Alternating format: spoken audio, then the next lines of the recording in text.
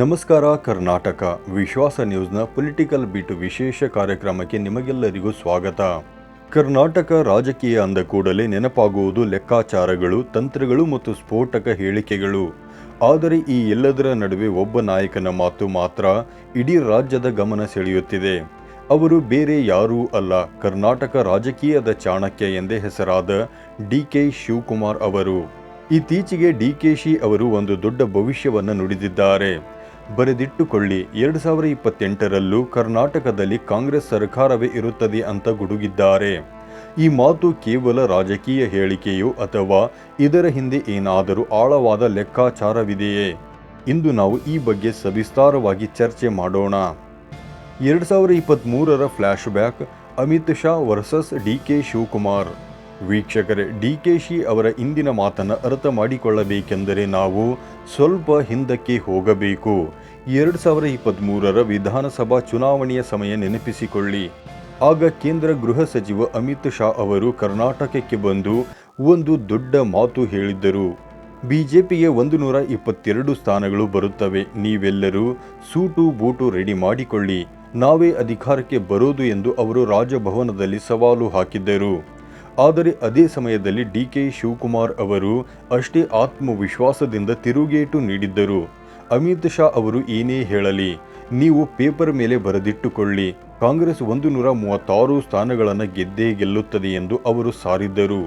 ಅಂತಿಮವಾಗಿ ಫಲಿತಾಂಶ ಬಂದಾಗ ಡಿ.ಕೆ.ಶಿ ಹೇಳಿದ 136ರ ಅಂಕಿ ಅಂಶವೇ ನಿಜವಾಗಿತ್ತು. ಅಂದು ಅವರು ನುಡಿದ ಭವಿಷ್ಯ ಇಂದು ಅವರ ಶಕ್ತಿಯಾಗಿದೆ. 2028ರ ಸವಾಲು ಬರೆದಿಟ್ಟುಕೊಳ್ಳಿ. ಈಗ ಮತ್ತೆ ಅದೇ ಶೈಲಿಯಲ್ಲಿ ಡಿ.ಕೆ. ಶಿವಕುಮಾರ್ ಅವರು ವಿರೋಧ ಪಕ್ಷಗಳ ಎದೆಯಲ್ಲಿ ನಡುಕ ಹುಟ್ಟಿಸುತ್ತಿದ್ದಾರೆ. ಅವರ ಇತ್ತೀಚಿನ ಹೇಳಿಕೆಗಳನ್ನು ಗಮನಿಸಿ. 2028ಕ್ಕೆ ಇದೇ ಡಿ.ಕೆ. ಶಿವಕುಮಾರ್, ಇದೇ ಕಾಂಗ್ರೆಸ್ ಸರ್ಕಾರ ಇಲ್ಲೇ ಇರುತ್ತೆ, ಮತ್ತೊಮ್ಮೆ ಕರ್ನಾಟಕವನ್ನು ಕೈವಶ ಮಾಡಿಕೊಳ್ಳುತ್ತೇವೆ ಎಂದು ಅವರು ಹೇಳಿದ್ದಾರೆ. ಇದು ಕೇವಲ ಒಂದು ಘೋಷಣೆಯಲ್ಲ, ಇದೊಂದು ರಾಜಕೀಯ ಗುಡುಗು. ಪೇಪರ್ನಲ್ಲಿ ಬರೆದಿಟ್ಟುಕೊಳ್ಳಿ ಎಂದು ಅವರು ಪದೇ ಪದೇ ಒತ್ತಿ ಹೇಳುತ್ತಿದ್ದಾರೆ. ಇದರರ್ಥ ಮುಂದಿನ ಚುನಾವಣೆಯ ತಂತ್ರಗಾರಿಕೆಯನ್ನು ಅವರು ಈಗಿನಿಂದಲೇ ಸಿದ್ಧಪಡಿಸಿದ್ದಾರೆ ಎಂದೇ ಅರ್ಥ. ಡಿ.ಕೆ. ಶಿವಕುಮಾರ್ ಅವರ ರಾಜಕೀಯ ತಂತ್ರಗಾರಿಕೆ ಮತ್ತು ನಾಯಕತ್ವ. ಡಿ.ಕೆ. ಶಿವಕುಮಾರ್ ಅವರು ಶೂನ್ಯದಿಂದ ಈ ಮಟ್ಟಕ್ಕೆ ಬೆಳೆದು ಬಂದವರು. ಸಂಘಟನಾ ಚತುರರಾಗಿ ಅವರು ಪಕ್ಷವನ್ನು ಕಟ್ಟಿದ ರೀತಿ ಅದ್ಭುತ. 2023ರ ಗೆಲುವಿನಲ್ಲಿ ಅವರ ಶ್ರಮ ಎಷ್ಟಿತ್ತು ಎಂಬುದು ಇಡೀ ನಾಡಿಗೆ ಗೊತ್ತು.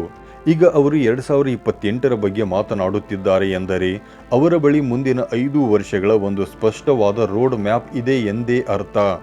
ಸರ್ಕಾರ ಜಾರಿಗೆ ತಂದಿರುವ ಗ್ಯಾರಂಟಿ ಯೋಜನೆಗಳು ಮತ್ತು ಜನರ ಬೆಂಬಲ ತಮ್ಮ ಪಕ್ಷದ ಮೇಲೆ ಇದೆ ಎಂಬುದು ಅವರ ನಂಬಿಕೆ.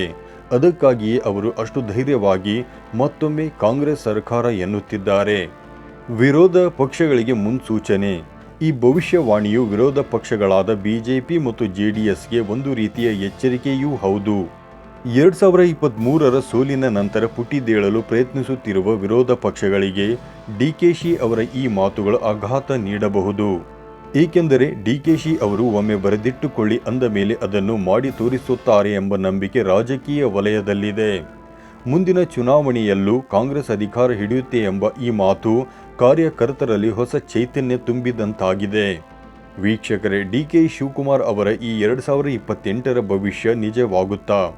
2023ರಲ್ಲಿ ಅವರು ತೋರಿದ ಮ್ಯಾಜಿಕ್ 2028ರಲ್ಲೂ ಮರುಕಳಿಸುತ್ತಾ? ನಿಮ್ಮ ಅಭಿಪ್ರಾಯವೇನು? ಡಿ.ಕೆ.ಶಿ ಅವರ ಈ ಆತ್ಮವಿಶ್ವಾಸದ ಬಗ್ಗೆ ನೀವು ಏನಂತೀರಿ? ತಪ್ಪದೇ ಕಮೆಂಟ್ ಬಾಕ್ಸ್ನಲ್ಲಿ ತಿಳಿಸಿ. ಈ ವಿಡಿಯೋ ಇಷ್ಟವಾಗಿದ್ದರೆ ಲೈಕ್ ಮಾಡಿ, ಶೇರ್ ಮಾಡಿ ಮತ್ತು ನಮ್ಮ ವಿಶ್ವಾಸ ನ್ಯೂಸ್ ಚಾನಲನ್ನು ಸಬ್ಸ್ಕ್ರೈಬ್ ಮಾಡಿ. ನಿರಂತರ ಸುದ್ದಿಗಳಿಗಾಗಿ ನೋಡ್ತಾ ಇರಿ ವಿಶ್ವಾಸ ನ್ಯೂಸ್. ಧನ್ಯವಾದಗಳು.